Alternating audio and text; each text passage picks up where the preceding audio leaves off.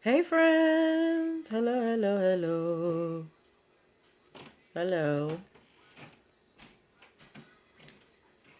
We are getting started momentarily. Let me share this out. Yeah, I love it when they line up. Yes. Okay. Now let's go to Instagram. Hello. Hi. Is that you, Trista? I think it's Trista, right? Okay. We're going live. Yes. Hello, Instagram. Of course this is turned around. Come on, man.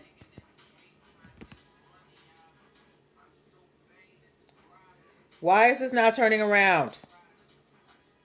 Oh. All right, there we go.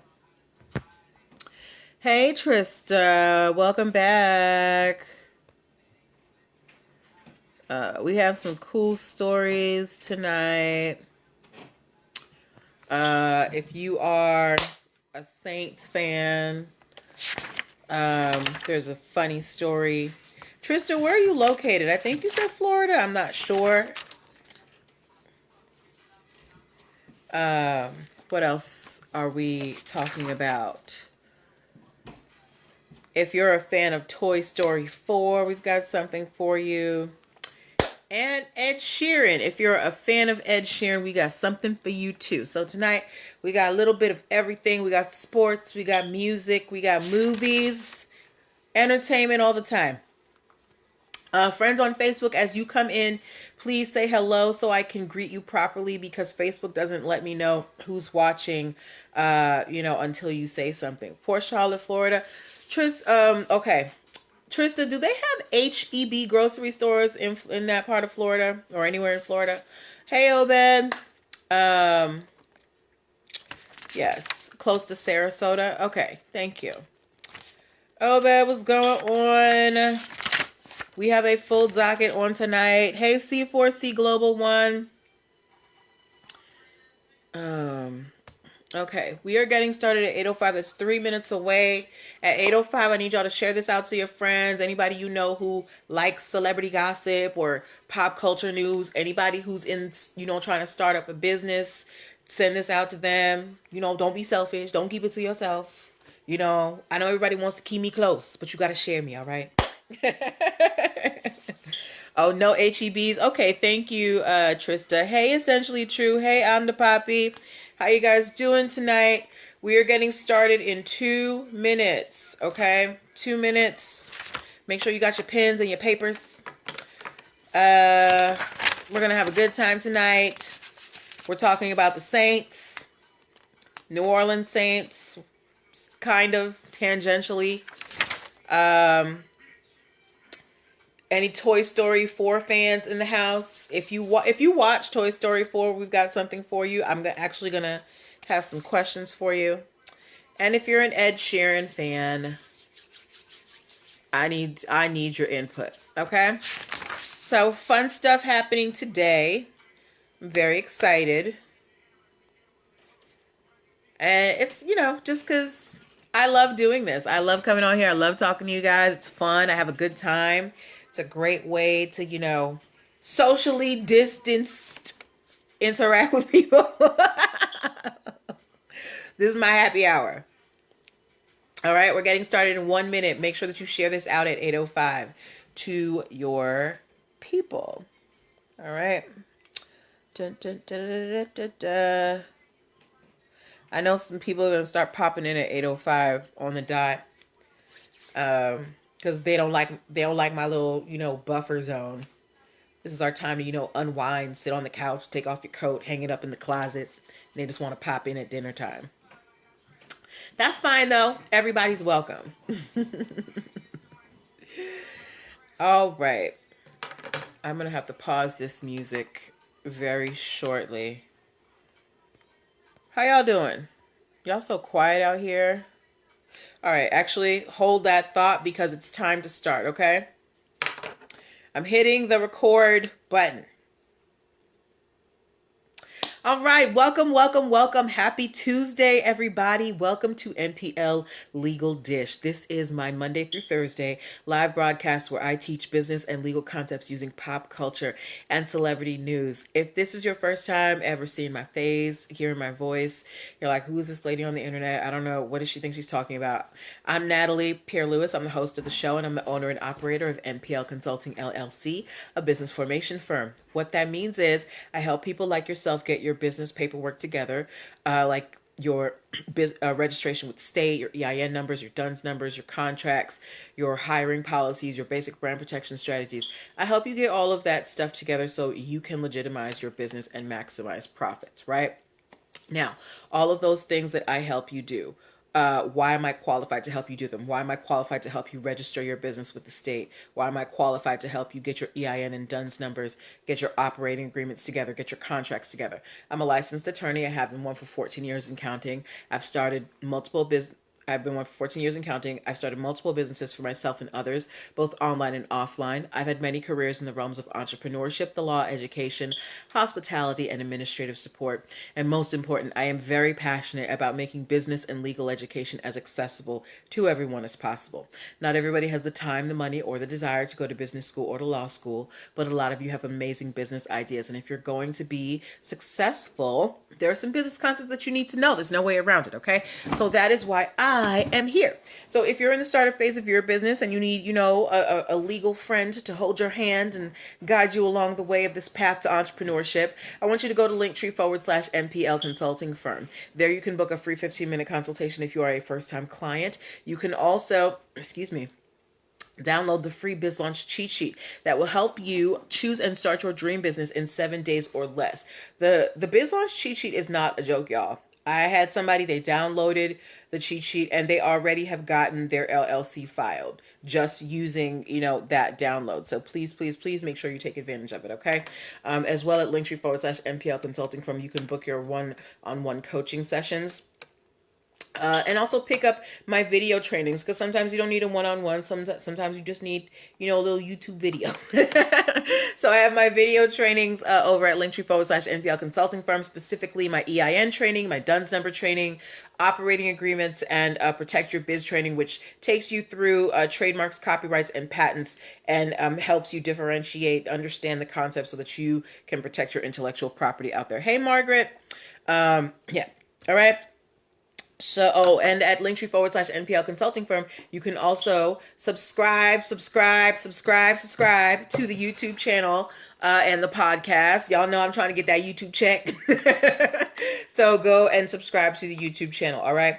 But that is enough about me. Let's get on to the show. The way that the show works is I pull stories from the news, stories that you guys send me, stories from blog sites that I see that are interesting, and I pull the ones that have concepts that we can learn as business owners, and we talk about them, all right? So this is your time to ask questions. This is your time to give commentary as long as it is respectful, okay? Don't be shy. I am going to ask you questions, so be prepared. All right, so let's get to it. I have given you enough of an intro. All right. First story that we are talking about this evening. So in my polls, my Instagram stories, I put a poll today and I asked you guys if you had ever shopped at a grocery store chain called HEB. Now, of the people who answered, I think only 12% was a yes, and it was like 2 people. So I'm going to ask this group here. I know, Trista, you said you don't have an HEB where you are, but anybody else watching right now, is there an HEB grocery store near you, or have you ever shopped at one? Okay. And just for kind of context, HEB grocery stores seem to be concentrated in the state of Texas. Okay. Hey, C4, you coming in or you leaving C4C Global? Because you came in earlier. Okay, you've never heard of a 76 gram cake? Okay, that's cool. I have seen the name of the grocery store, but I didn't know it was a grocery chain. I just found out it was a grocery chain today. You never heard of it, Obed? Yeah, I mean, I had seen the name, but for some, I thought they did like office supplies or something. Anyway, HEB is a grocery chain, right? Now, we all know that whatever grocery chain you have near you, right? They have their signature brand, their private label brand. Like they don't call it store brand anymore, or they have like, the kind of just below brand for this. Like I don't even know how to explain it, but think about, so over here we have Giant, right? And Giant, their organic line of produce is called like Nature's Promise. Okay. Oh, you have an HEB in your area, C4C Global? Okay, cool. Oh, so this is a great question for you. C4C Global, have you ever purchased the HEB line of ice cream called Swoon? Deirdre, you live in Dallas, so you've shopped at HEB? Okay, Deirdre, have you purchased the HEB? Hi, Stacy Joy. Have you purchased the HEB Swoon ice cream? So C4C Global and Deirdre Pollock. HEB has their private label products, and one of them is a brand of ice cream. Have you ever purchased HEB's ice cream? Let me know, okay? Because this is gonna come in handy. Hi, Josh Green 12. So as we know, grocery stores. You said yes, no. Cream Creations though. Okay, Cream Creations. All right. So as we know, grocery stores will carry many different brands, right? They all have different names. So HEB apparently had a contract with a cocktail mix company, a company called Swoon Brands LLC. They make no sugar, no calorie, sugar substitute cocktail mixers. So if you want like a skinny margarita, they got that mix, right? And the name of the line of cocktail mixes is known as B Mixed, but the name of the company is Swoon Brands LLC. So when you look at the label, it says Swoon's, B Mixed, whatever, cocktail, right? HEB, once they realized what was happening, that they basically had invited a competitor into their store, they took Swoon's cocktail mixes off the shelves. They said, "No, ma'am, we already have Swoon in this store, and it's for our ice cream." Oh, you've had the Swoon ice cream, okay. HEB was like, "No, ma'am, we cannot have Swoon cocktail mixes in here because we already have Swoon ice cream, right? Our ice cream, our Swoon ice cream, it is not low calorie. It is not no sugar. It is full fat, delicious ice cream. And we don't want people being misled and thinking that, our Swoon ice cream is in any way related to this Swoon cocktail mix because their stuff is all no sugar, no calories, no nothing, no flavor." So HEB has taken Swoon Brands cocktail mix off of the shelves. Now they tried they tried settling this, but it didn't work. HEB is seeking to they are suing for trademark infringement. They're suing the company for trademark infringement because they already have Swoon in the marketplace, trademarked for their private line of foods. And they are also asking that the USPTO cancel Swoon Brands trademark. Okay, so do you guys think that HEB is doing too much, right? Now remember, HEB, not only are they the house, but they have tenants. They have their relatives as tenants in the house. And here comes Swoon. Swoon comes in. Swoon is a stranger, but Swoon has the same name as one of the relatives. And HEB is like, no, no, no. There can only be one Swoon here, so you have to go. So now they're trying to get Swoon Brands, this cocktail mix company, they're trying to get their trademark canceled. Now remember, HEB is most concerned about the fact that they have Swoon brand ice cream, which is full fat, against Swoon brand cocktail mixes, which are no sugar, no calories, no nothing, right? So knowing that, do you think that there is a possibility of confusion between this no calorie, no sugar swoon cocktail mix and HEB's Swoon brand ice cream? So Deirdre, you said that you have purchased HEB's Swoon brand ice cream. If you saw a cocktail mix that had the name Swoon on it, would you think that it was a store brand or an HEB brand product? Right? And you guys feel free to let me know what your opinions are as well. Now, I can understand why HEB is doing this. They don't want competition. I don't necessarily, 76 Grim K said HEB has a valid argument.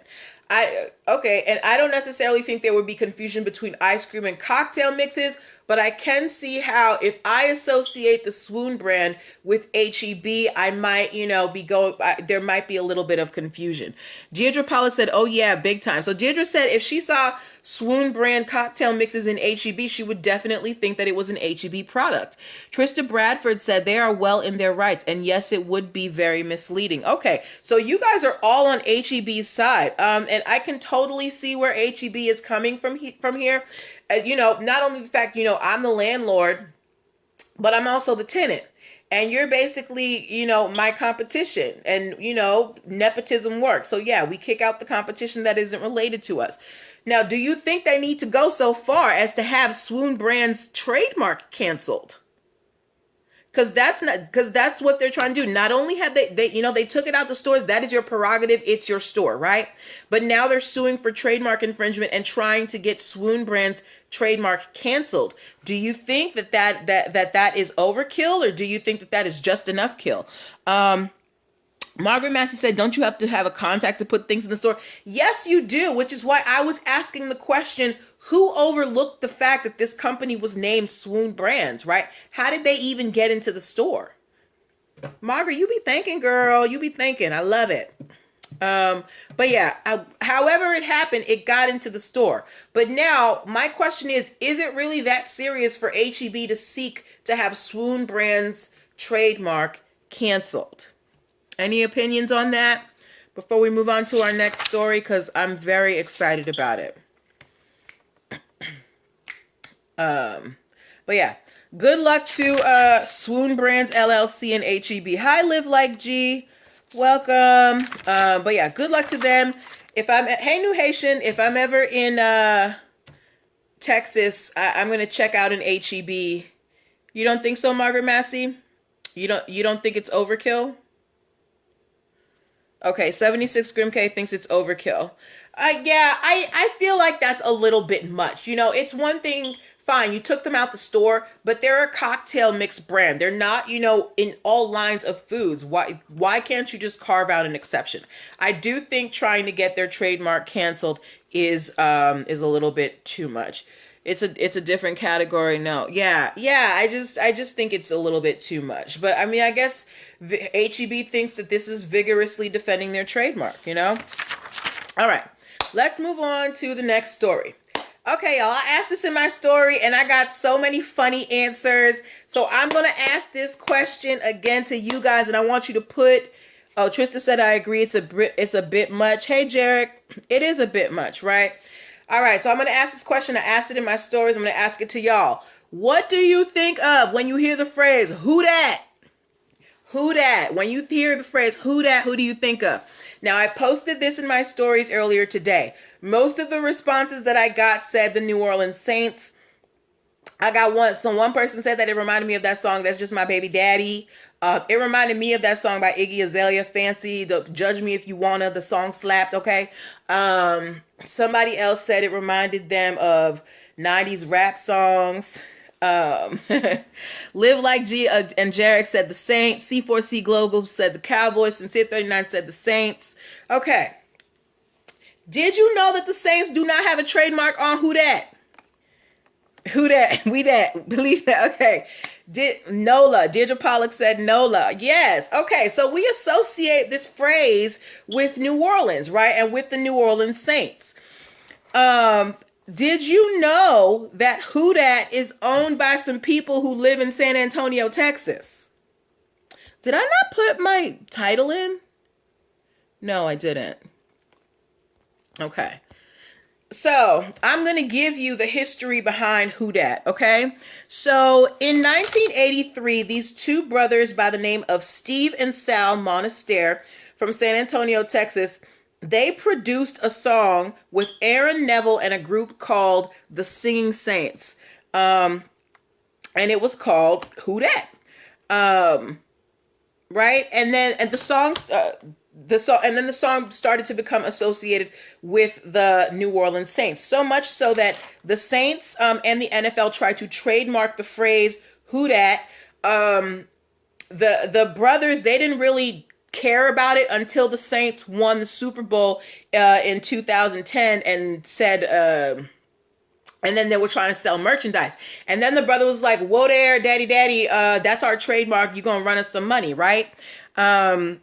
So the brothers, the Monaster brothers, they have this company called Who Dat Inc. And through that company, they sell a lot of merchandise that says Who Dat on it. Now, they allow the Saints, if you want to associate it with the Saints, that's all right. But the minute that you start selling merchandise, the brothers are like, no, no, no.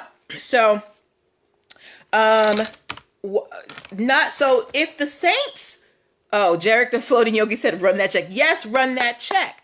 So the brothers, they have no intentions of letting up on enforcing their trademarks. There is a wings restaurant that is opening in New Orleans, and Margaret Massey said it seems like such a generic phrase. Well, I think it's more the way it's said and less of the words, because you're not saying who's that, you're like, who dat? You got to say it, in a particular way with some umph in it, But, yes, there is a restaurant that is about to open up in New Orleans, and they are calling themselves Who Dat Wings. And the Monaster brothers, they are filing for trademark infringement. They said, "Hey, girl, we have a trademark on Who Dat, and you cannot come in here and name your restaurant Who Dat Wings without at least running it by us first." So I thought that this story was really interesting because I have heard the phrase Who Dat, but aside from Iggy Azalea, I had always thought that it belonged to the New Orleans Saints, and I didn't know this history behind it. But this is why intellectual property is so important, because you got these two brothers who wrote this song in the 80s who might not even care about the Saints. Like, they didn't care about the Saints so much that when they tried to initially trademark Who Dat, they were like, "Oh, let that football team go over there and have it," right? So these brothers, they took the time out, they had the due diligence to trademark this phrase, and look how it's paying off for them. Think about how much merch is probably sold in New Orleans that has Who Dat on it, and they're not even from New Orleans, right? Margaret Massey said, "Oh no, they better change that." Right. So these brothers who, maybe didn't know that this song was going to be so big, it has turned into a money-making vehicle, and they are going to vigorously defend that against anybody trying to use their phrase. Now, this company that's coming up, Who Dat Wings, they probably, maybe homegrown in Louisiana. They may not even know the origin of the phrase Who Dat. They probably just heard it all their life. But trademarks never die. Not if you have somebody renewing it and using it steadily. So the Monaster brothers are suing Who Dat Wings for trademark infringement for their restaurant in New Orleans. Now, what do you think about this? Do you think that this wings restaurant are they really a threat to the Who Dat Inc. line? Are they doing too much, or are they doing just enough? Because Who Dat is a big money maker, right? We don't know, this wing restaurant, is it one location? Is it multiple? What do we think? I just thought it was really surprising. I had no idea that Who Dat was not owned by the Saints. Jarek said, "Run that check." Yes, give the Monaster men their money. All right, good for them. Okay, we might run long today, but that's okay. Before we move on to this third story, I want to remind you guys, you're watching NPL Legal Dish. This is my Monday through Thursday live broadcast where I teach business and legal concepts using pop culture and celebrity news. You think they're doing too much, Margaret? if you're in the startup phase of your business, go to linktr.ee/NPL consulting firm and book yourself a free consultation. You need me in your life. I'm going to help you get your paperwork straight, help get you on the straight and narrow so that you can hit these business streets with confidence. All right. Go to linktr.ee/NPL consulting firm. All right. Story number 3. Did anybody watch Toy Story 4? Judah said, doing too much. They will be running a lot of checks. Hey, look, girl, you got to make your money any way you can. And if the brothers, they went to the trouble of trademarking this in the 80s, run me my money. Run me my money. All right. Okay. If you watch Toy Story 4, please give me a 4 in the comments. Trista said, get that bag. Yes. Toy Story 4. If you watch Toy Story 4, give me a 4 in the comments. Okay. Give me a 4. I watched it once, but I was kind of like half watching it. I might need to go through it again because I do not remember seeing this character that I'm going to be talking about. No, you did not see it, Trista? Okay, that's cool. Look, when Disney Plus came out, they made that for me. So, me and Disney, we like this. All right. Nobody saw Toy Story 4? Okay, I don't have no 4s. Anyway, Toy Story 1 wasn't... Oh, I like Toy Story. Anyway, if you didn't watch Toy Story, there is a character in there who is voiced by Keanu Reeves. This character's name is Duke Kaboom. And his backstory is that he's an 80s daredevil kind of, motorcycle rider and a man's man. Has anybody ever heard of Evel Knievel? If you have heard of Evel Knievel, give me a motorcycle emoji. You saw it since 39. Do you remember the character Duke Kaboom? And if you know who Evel Knievel is, please give me a motorcycle emoji. Jarek the Floating Yogi, is that your Evel Knievel emoji? If you don't know who Evel Knievel is, Evel Knievel was like a daredevil. I think he broke like every bone in his body. He would like jump cars on motorcycles and do flips and stuff. Okay. But he was a daredevil motorcycle. Thank you. Evel Knievel's son, Kelly Knievel, is suing, who did Toy Story? Pixar? Whoever does Toy Story. Thank you for the motorcycles. Evel Knievel's son, Kelly, is suing Disney or whoever does Toy Story for copyright infringement. He is saying that they based the Duke Kaboom character on his father and they used his father's signature moves, and he wants $300,000 for the copyright infringement. Since they said yes, that's why he didn't live long. I thought he lived till his 70s. What age was he when he died? Disney does Pixar. Okay, so Toy Story is through Pixar, right? So Evel Knievel's son said, excuse me, you people at Toy Story, you based this character on my daddy. You used his signature moves. I would like a check for $300,000, please. Jarek, you want everybody to run a check. Run that baby check. So I want to know now, this hasn't gone to trial yet. This has just been filed. Do you think that Kelly Knievel has a case here? Now, again, I have to go back and watch because I do not remember this character. But do you think that Kelly Knievel has a viable copyright infringement? That Duke Kaboom was based on Evel Knievel, that they use Evel Knievel's signature moves. Now, I don't know what his signature moves are, but, whatever. Actually, that might be my assignment for the weekend, to rewatch Toy Story 4. Jarek the Floating Yogi said, 300K, they could have went in, but a modest 300K run. Oh my gosh. Okay. Does anybody think that Evel Knievel's son is owed $300,000 from Pixar? He's saying that they based this entire character on his father's persona, his father's moves, his father's career. Do you guys think that Kelly Knievel is owed a check, or is this just a money grab? Margaret Massey said, yes, but I didn't see the movie. Okay, you think that he's owed a check. Sincere 39, you saw the movie, right?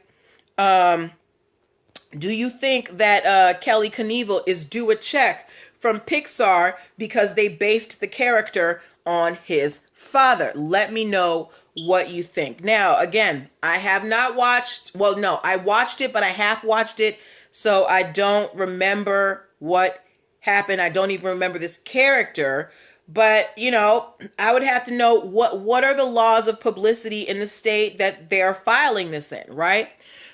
Brilliant Beauty said 2006 Disney acquired Pixar. 76 Grimke said no, it's a money grab. Sincere 39 said pay the man. Trista Bradford said he died at 69, and if it's similar, then yes, they owe him. Margaret Massey said he could probably prove his dad's moves and win. Jarek the Floating Yogi said thanks, Brilliant, for the info. Hey, you know I try.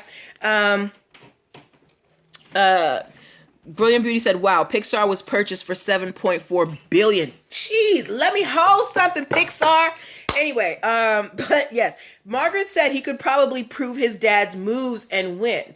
It's not just moves, though, because remember, when we talk about copyrights, remember, we've had all of these copyright cases for dance moves. You can't copyright a dance move. So it would have to be an overall kind of like, you just basically did a cardboard cutout of Evel Knievel and stuck Duke Kaboom in there. So it wouldn't just have to be the moves. It would be like, you know, what is the background of this character? Remember, I told you that the basis of Duke Kaboom, he's an 80s daredevil, you know, from Canada, something, whatever. I don't know what Evel Knievel's background is, so I can't match it up. But, Sincere 39 said, you don't remember the character in the movie. Sincere 39, I was like, I will put a movie on and do work just because I like background noise. It doesn't mean that I'm necessarily watching it. So it played, but I wasn't paying any attention. But yeah. But we will have to wait and see what the court says about, you know, Evel Knievel and this Duke Kaboom situation. Now, I don't know. I don't know how I feel about this. I would need to know what the laws are regarding publicity in the state where this is filed. Because you have copyright, but then you have state laws that are rights of publicity. And I feel like it would come more under that than copyright. But, you know, that's my own opinion. That's my own opinion. All right. So let's move on to our last story of the evening. Sincere 39 said, yeah, I'm sure it's based on Knievel. Okay, Sincere 39 saw the movie and he said he's sure it's based on Knievel. So I'm going to trust your judgment, and you know, they might need to run Kelly a check. Okay? All right, last story before we head out for tonight, real quick. We got like 3 minutes. If you are an Ed Sheeran fan, please give me an E in the comments. If you are an Ed Sheeran fan, please give me an E in the comments, okay? And I'm going to do this real quickly while you guys do that. Now, if you don't know, Ed Sheeran, he is a musician, and he had a song that was very popular called Thinking Out Loud. Hold on. Sincere 39 said there were no other fools around doing that crazy stuff. Okay. 76 Grim K gave me E. Trista gave me E. Okay. Do you guys remember Ed Sheeran's song Thinking Out Loud, right? Ed Sheeran is being sued by Marvin Gaye's estate for that song. Live Like G said he okay. Well, he's being sued by Marvin Gaye's estate. They're saying that Ed Sheeran used melodies, harmonies, and beats from his famous song, Let's Get It On. Jarek said E, lowercase e, because I don't follow like a fan. Okay. Anyway, yes, so they're saying that Ed Sheeran used melodies, harmonies, and beats from Marvin Gaye's, you know, iconic song, Let's Get It On. Now, Ed Sheeran, on the other hand, he is not denying that he used, you know, pieces of Marvin Gaye's Let's Get It On, but he said that he used things that were in the public domain, chord progressions and drum patterns. Now, they are set to go to trial November 9th, and I am giving you guys a little bit of homework to do tonight. I want you to go and listen to Ed Sheeran's Thinking Out Loud, and then go listen to Marvin Gaye's Let's Get It On. And tomorrow night, I'm going to ask you guys whether you think that there are similarities to it. Ed Sheeran is not denying that he used chord progressions and drum patterns. The family is saying he used whole melodies and harmonies, which are a different thing. Sincere39 said the Gaye estate is undefeated in lawsuits. Yes, because they sued Robin Thicke for that blurred lines and they took all his money. But yeah, so if you are up to the task, my NPL Legal Dish family, I want you to go listen to Ed Sheeran's Thinking Out Loud and then listen to Marvin Gaye's Get It On, Let's Get It On. And tomorrow night I will ask you guys if you think that if it's too similar, okay? Deirdre Pollock said, is this similar to the case with Robin Thicke and Pharrell? Right, it is. Live Like G said, but if he got it from the public domain, can't he use it? It isn't fair use. There are different parts of the song that are fair use. When you think about it, a song, there are so many different parts. You have the vocals, you have the chords, you have the songwriting, you have the production, you have, the drumming. There are so many different parts to a song. So different parts become available at different times. Yes, since they took all his money. So Ed Sheeran is saying the parts of the song that he used are public domain. You can use chord progressions. You can use drum patterns. The family is saying, no, you used the melodies and harmonies of this song. So remember, when you listen to Blurred Lines, it sounds just like, I don't remember, but it sounds just like the song. Basically, the Gaye family is making the same argument here. You didn't just use a few notes. You didn't just use a beat. You used the whole melody. Sincere39 said just $6 million. That's enough money. Sincere39. Trista Bradford said, I'm on his side. It's broken up in a way that it's not as blatant. It's not as blatant as Blurred Lines. Okay. So I have homework for myself too. Tomorrow or tonight. But tomorrow night, I want to come back here and get a consensus. Do we think that Ed Sheeran, did a good job of kind of not infringing too much on Let's Get It On? Or is he pulling another Robin Thicke? So that is the assignment that I have for you guys for tomorrow evening. All right. Okay. So those were the stories that I had for you this evening. Y'all were fantastic. As always, I love being on here with you guys. You're very energetic. You're very intelligent. Your questions and your comments are really dope. We will be back here tomorrow at 8 p.m. Eastern Standard Time.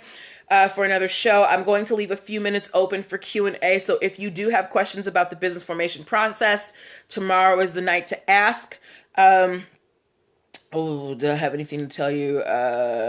Nothing scheduled for right now, but just try it out. You don't have to. I ain't gonna judge you if you don't do it, but go try and check out Ed Sheeran's Thinking Out Loud and Marvin Gaye's Let's Get It On, and see if we can come to a consensus tomorrow. Okay, so have a good night, guys. Take care of yourselves. I will see you tomorrow. Bye.